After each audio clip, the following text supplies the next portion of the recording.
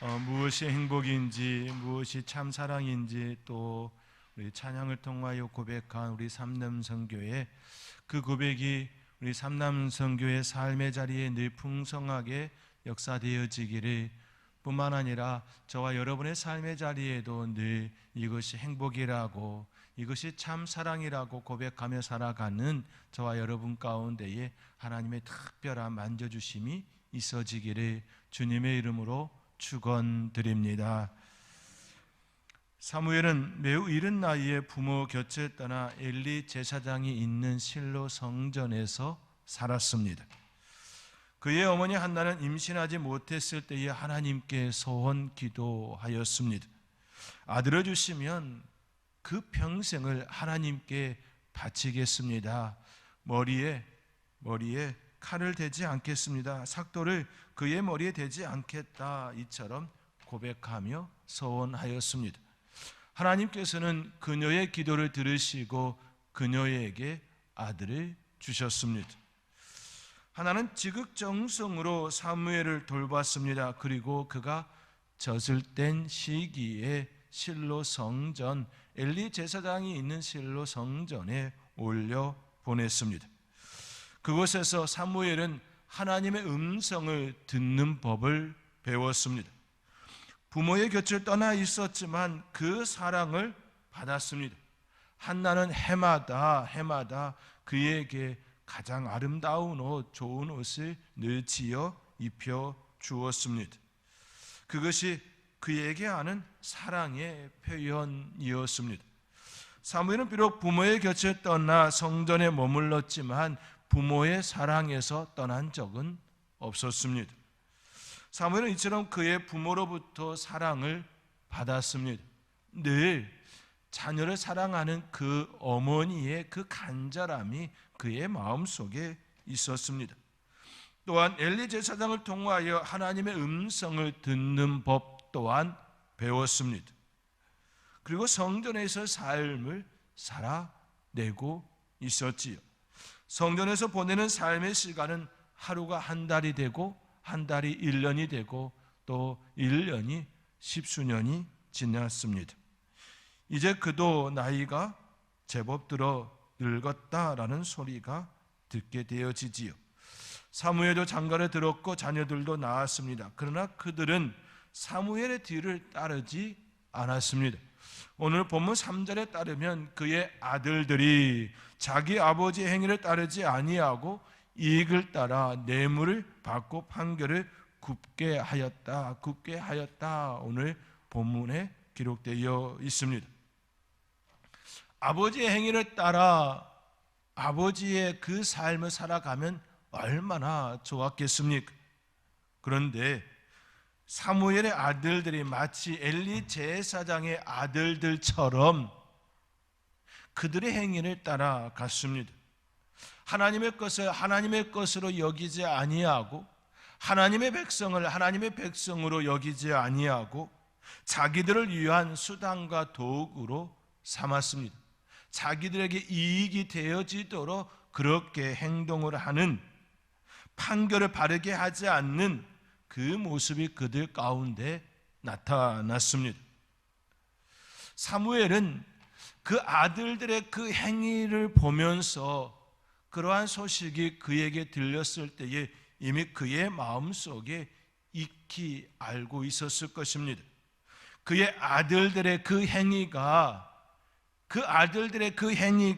결코 그들을 용납하지 않을 것임을 그는 분명 익히 알고 있었을 것입니다.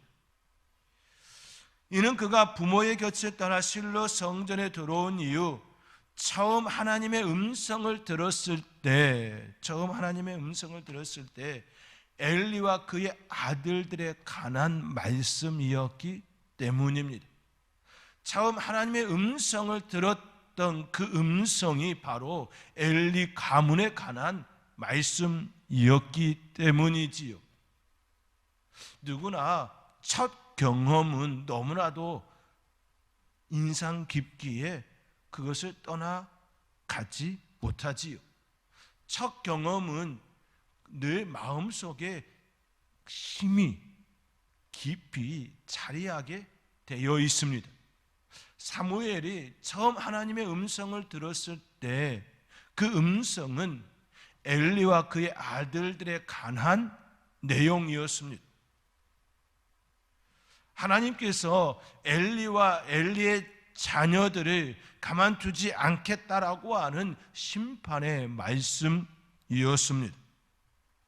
그들에 대한 하나님의 음성은 그 말씀은 너무나도 무섭고 충격적인 그런 내용들이었습니다. 한날 그들이 죽는 그런 말씀이었기 때문이지요. 사무엘로서는 결코 듣고 싶지 않았던 말씀이고 엘리 제사장에게도 결코 전하고 싶지 않았던 말씀이었습니다. 그러나 엘리 제사장 말하게 하였고 사무엘은 그대로 하나님의 음성 그대로 엘리 제사장에게 고하였습니다. 그런데 지금 그의 아들들이 엘리 제사장의 아들들과 같은 행동을 취하고 있으면 결코 그의 마음속에 행복할 리가 없습니다. 엘리와 엘리 그 아들들의 그 죽음을 너무나도 잘 알고 있기에 결코 그 아들들의 그 행위는 그의 마음속에 행복한 사건이 되어줄 수가 없습니다. 이는 하나님의 심판이 그의 아들들에게 향하게 될 것임을 뜻하고 있었기 때문입니다. 첫 음성, 하나님의 첫 음성이 심판에 관한 말씀이었고 또 그대로 되어진 사건이었기 때문이지요. 하나님의 엄정한 심판을 아는 사무엘은 그의 아들들을 향한 마음은 늘 불편한 가운데 있게 하였습니다. 그런데 그 마음에 부채질을 하는 일이 일어났습니다. 이스라엘의 장로들로 인한 모습이지요. 이스라엘의 모든 장로들이 라마에 있는 사무엘에게 찾아왔습니다. 그리고 사무엘에게 5절과 같이 묻습니다. 5절의 말씀입니다. 오늘 본문 5절의 말씀 우리 함께 읽겠습니다. 그에게 이르되 보소서 당신은 늙고 당신의 아들들은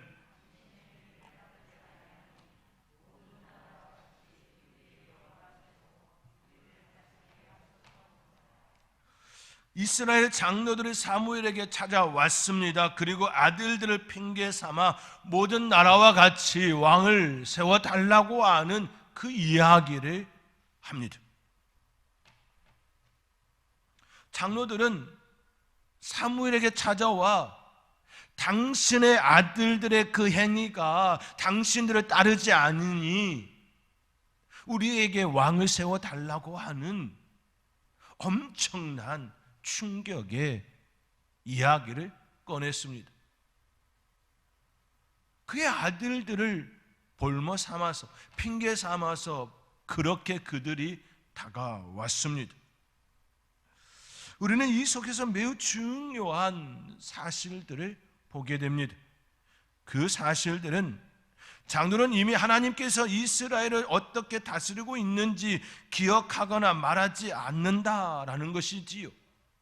아니, 이스라엘 장로들은 하나님께서 그들에게 어떻게 역사하셨는지 알고 있었음에도 불구하고 그것을 그들의 입에서 꺼내지 않고 마치 아무것도 모르는 것처럼 당신의 아들들 때문에 우리가 못 살겠으니 모든 나라들과 같이 우리에게 왕을 주소서라고 얘기하는 겁니다. 하나님께서는 앞서서 엘리 제사장과 그의 아들들의 행위들을 통하여서 하나님께서는 전혀 새로운 길을 열어주셨지요. 그 길이 무엇이었습니까? 사무엘을 엘리 가문을 대신하여 그 일들을 행하게 하는 일이었습니다. 엘리와 엘리 아들들은 하나님의 심판에 서게 하고 그 자리를 대신할 사무엘을 세웠습니다. 그리고 이스라엘을 다스리게 하였습니다. 하나님의 뜻이 선포되게 하였습니다. 그곳에 진정한 하나님의 뜻이 이루어질 수 있도록 길을 열어주셨습니다. 이것이 하나님께서 이스라엘을 향한 통치와 사랑이었습니다. 지도자가 잘못되었을 때에 지도자를 책망하시고 심판하셨습니다.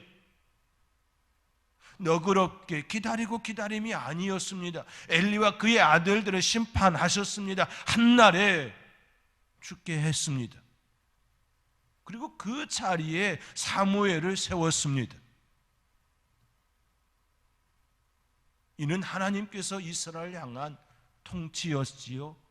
뿐만 아니라 이스라엘을 향한 사랑이었습니다. 지도자들에 대한 하나님의 책망과 책칙과 심판이었습니다. 이것이 바로 하나님께서 이스라엘을 향한 사랑이었고 통치 방식이었습니다. 그런데 이스라엘 장로들은 그것을 기억하거나 말하지 않고 있습니다. 하나님께서 하실 그 일을 지금 이스라엘 장로들은 당신의 아들들 때문에 우리가 도저히 못 견디겠습니다. 왕을 주십시오.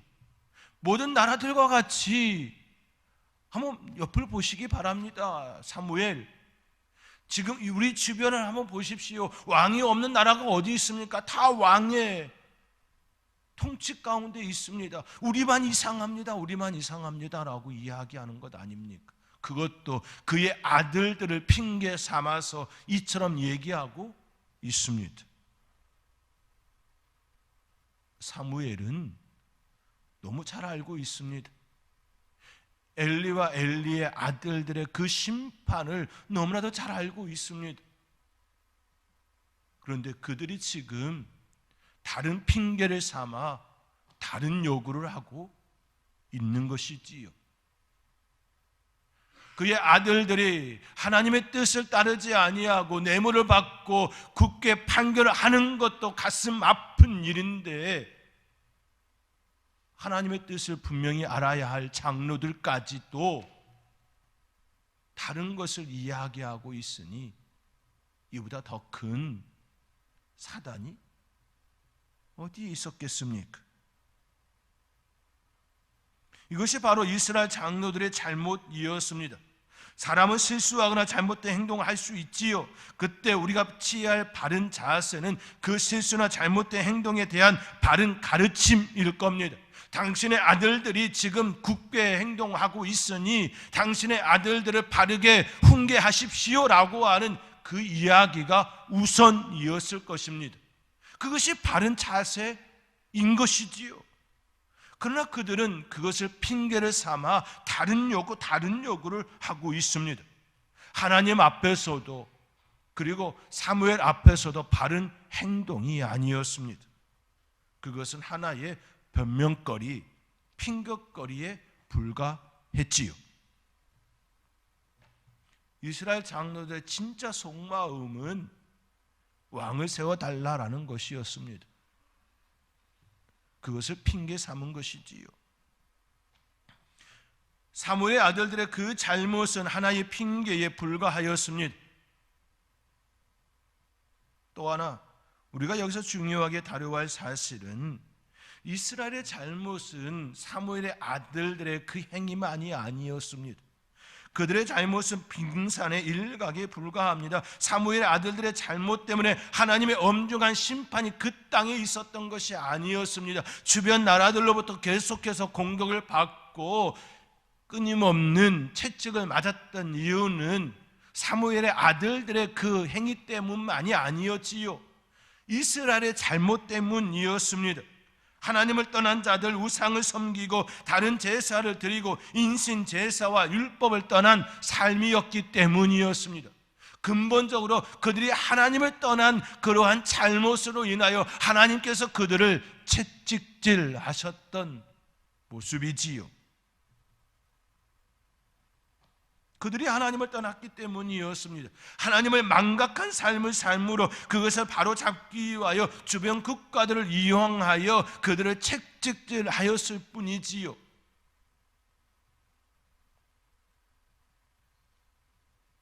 그러나 그들의 핑계거리는 오히려 그들의 삶의 자리가, 그들의 바르게 가져야 할 그들의 정체성이 얼마나 망가져 있는지 확연하게 드러내는 시간이 되게 하였습니다.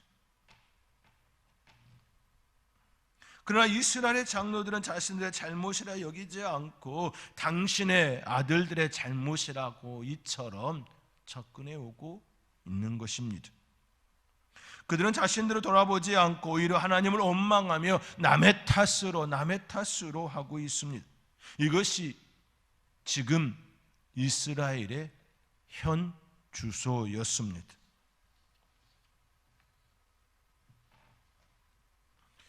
이스라엘 장로들이 이 사무엘의 아들들의 행위를 핑계 삼아 왕을 요구합니다. 그들이 왕을 요구할 때 모든 나라와 같이 우리에게 왕을 세워 우리를 다스리게 하소서 이처럼 말합니다. 이 표현은 정말로 너무나도 사악한 표현이지. 왜냐하면 이스라엘의 자신들의 정체성을 갈아엎는 행위였기 때문입니다. 그들의 정체성을 갈아엎는 그러한 행위였기 때문입니다. 하나님께서는 이스라엘을 이집트에서 구원하여 주시고 그들을 하나님 백성 제사장 나라로 삼으셨습니다. 출애굽기 19장 6절의 말씀에 의하면 너희가 내게 대하여 제사장 나라가 되며 거룩한 백성이 되리라. 너는 이 말을 이스라엘 자손에게 전할지니라 말씀합니다. 이 말씀은 모세가 시내산에서 하나님께 직접 들은 하나님의 말씀입니다. 하나님께서 모세를 따로 시내산에 부르셨습니다. 그리고 그들의 정체성에 대하여 말씀해 주셨습니다. 그 정체성은 모든 민족 중에서 이스라엘이 하나님의 소유가 되리라는 그 정체성이었습니다. 하나님의 것이라는 정체성이었습니다. 이스라엘은 나의 것이다 라는 말씀이었습니다. 모든 민족 중에 너희를 나의 손으로 삼겠다라는 그런 말씀이었습니다. 이는 아주 특별한 의미입니다. 하나님께서 친히 모세를 통해 그들을 지명하여 불러내어 그들을 하나님의 것이라 말씀하여 주신 아주 특별한 존재임을 드러낸 말씀이기 때문입니다. 이보다 더 큰 사랑이 어디에 있을까요? 너는 내 것이라. 천지를 창조하신 우리 하나님께서 그들을 구원하여 주시고 그들을 푸른 초장으로 인도하여 주시며 그들을 나의 것이라 말씀하여 주시는 이 고백보다 더 귀한 사랑이 어디에 있겠습니까? 이스라엘은 그러한 존재였습니다. 하나님께서 특별히 그렇게 그들에 대하여 말씀하여 주신 아주 특별한 존재임을 드러내 주셨습니다. 그러나 이스라엘 백성들은, 이스라엘의 장로들은 지금 사무엘 아들들의 그것을 핑계 삼아서 하나님께서 그들에게 말씀하여 주신 그 존재를 파기하고자 합니다. 그것도 말도 안 되는 핑계를 대면서 그것을 요구하고 있습니다. 이는 대단한 착각입니다. 이스라엘 장로들은 지금 주도권이 자기들에게 있는 줄 착각하고 있는 겁니다. 하나님께서 그들을 불러내어 그들을 하나님의 것으로 삼으셨습니다. 이 모든 것들의 주도권은 하나님께 있었습니다. 하나님께서 파기하실 때만이 이것은 파기되어지는 사건입니다. 인간은 끊임없이 잘못을 행하였지요. 이스라엘 백성들 그 역사 가운데 한번 보십시오. 얼마나 하나님을 떠난 그 행위들이 많았습니까? 그럼에도 불구하고 하나님께서는 결코 그것을 놓지 않았습니다. 너는 내 것이라, 너는 내 것이라, 너는 내 것이라 끊임없이 그렇게 접근해 주셨습니다. 그런데 지금 이스라엘 장로들이 마치 자기들이 파기할 수 있는 것처럼, 주도권이 자기들에게 있는 것처럼 다가와 모든 나라들이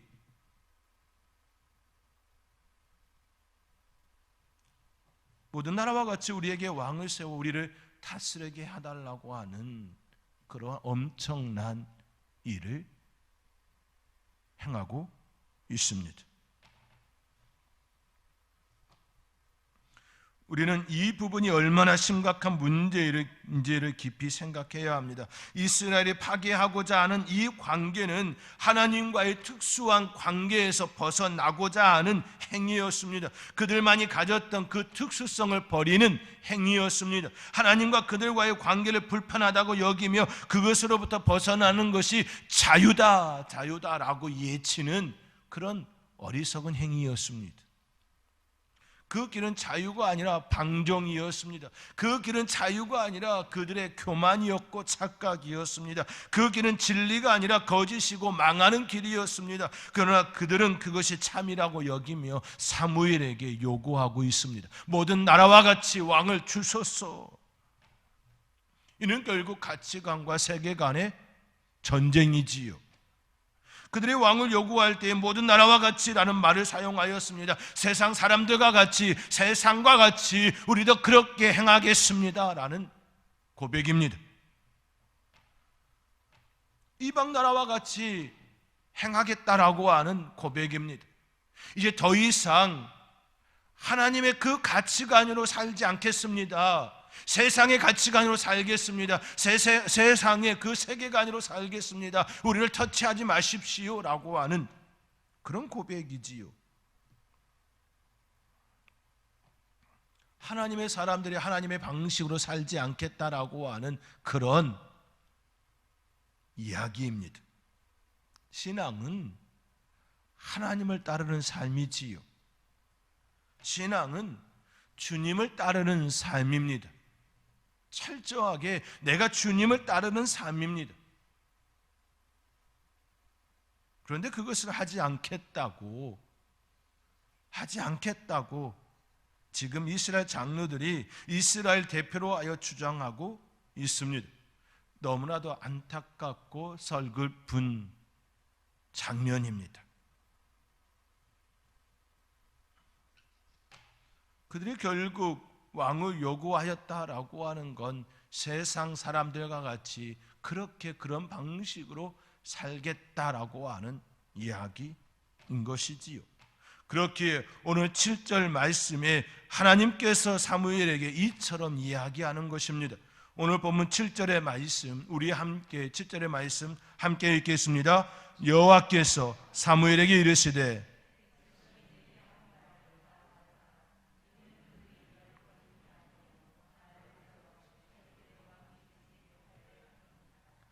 너를 버림이 아니요 나를 버려 자기들의 왕이 되지 못하게 함이니라.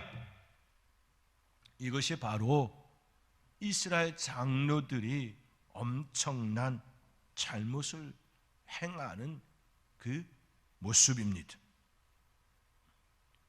그렇게 하나님께서는 사무엘에게 8절의 말씀과 같이 내가 그들을 애굽에서 인도하여 낸 날부터 오늘까지 그들이 모든 행사로 나를 버리고 다른 신들을 섬긴 같이 내게도 그리하는 도다라고 말하고 있는 것이지요.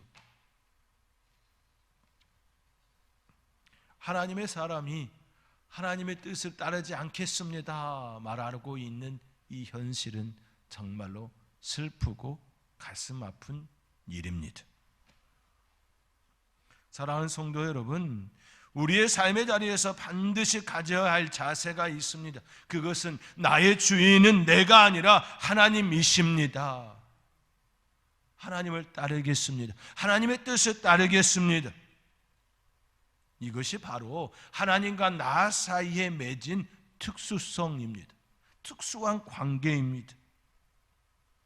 우리는 하나님과 특수한 관계를 맺은 그런 존재입니다.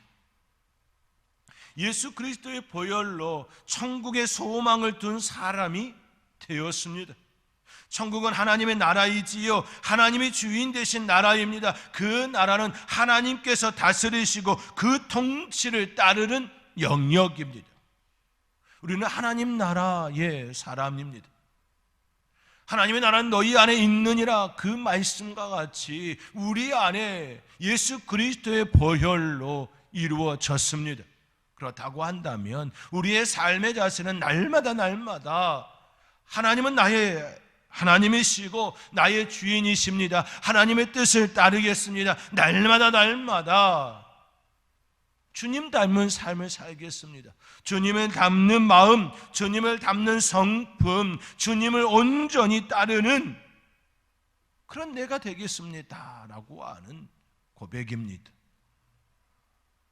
이것이 하나님의 사람들이 살아야 하는 삶의 태도이고 자세입니다.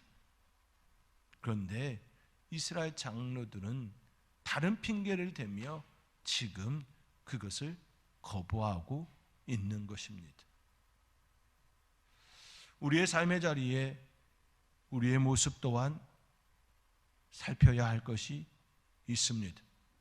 때로 하나님께 기도하면서 마치 당당한 것처럼, 매우 당당한 것처럼 이야기하지만 그것이 마치 이스라엘 장로들처럼 핑계거리로, 변명거리로 그것을 삼고 기도할 때가 있다라는 것이지요.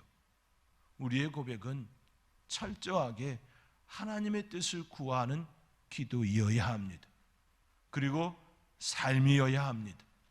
오늘 본문의 말씀을 통하여 다시금 저와 여러분 가운데에 이 마음을 품고 매일매일의 삶의 자리에서 하나님과의 나의 특수한 관계임을 더 고백하며 그런 삶을 살겠습니다.